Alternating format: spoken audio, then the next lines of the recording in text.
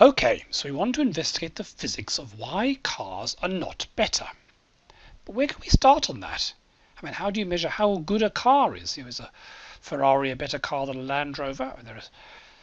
There are many different ways, figures of merit if you like, numbers that could determine how good something is. A better car might be faster or more fuel efficient or bigger or smaller. To try and work out what to do, I mean, we could do any of these things and investigate them with physics, but fundamentally, what does a car do? That's the sort of question you have to ask yourself. And fundamentally, a car is a very bad picture of a car.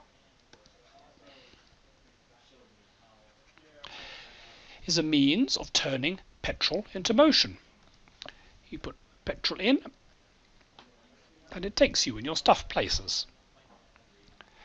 So a good way to start off might be to think about how efficiently a car turns petrol, or maybe battery power for a Tesla, into motion. Now, petrol is very good. You can look up on the internet and you find that a litre of petrol contains a combustion energy of about 42 megajoules per kilogram. And density is about 0.75 kilograms per litre. So factor that together, you end up with an energy density of about 3 by 10 to the 7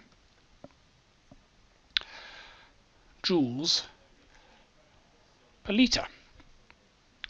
Now we're approximating here. This of course will depend a little bit on exactly what octane fuel you've got. The density actually will depend on the temperature. But this is ninja physics. We're after a rough figure of what's important and what isn't. Those details are not going to make any difference to whether cars can revolutionize the world or fly or not. So this sort of level of accuracy is quite enough. So that's a lot of energy you get from a litre of petrol. If you compare it with a lithium-ion cell, a lithium-ion battery, the sort of things that power your smartphone, has only about 9 by 10 to the 5 joules per litre. So vastly more energy in a litre of petrol than a similar sized battery.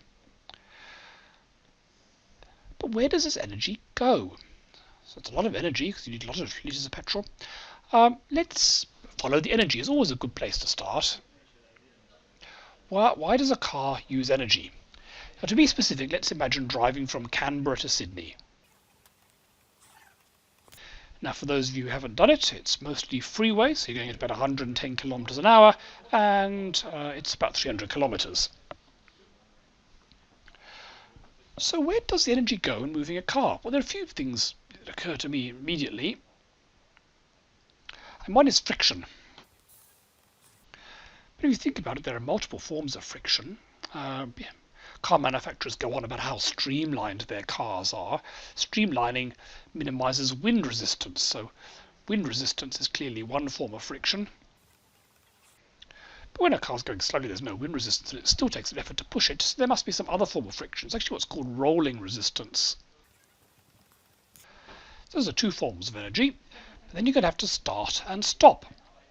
Whenever you start a car, your petrol energy is going into the form of kinetic energy. When you stop, the energy is then turned into the form of heat by heating up your brake pads. So starting the car, and you might need to start several times, especially if you're in bumper-to-bumper traffic. That's going to take some energy. And then there are hills. The route to Sydney is not flat. You have to go up and down. Here's that little car. And when you go up, you're going to need energy. When you go down, you'll release energy. So hills are going to be an issue. And then there's also the internal energy, things inside the car, like, for example, powering your electronic devices, air conditioning, and so on. So let's go through some of these things in turn and see how we can estimate how big they all are and how important they all are.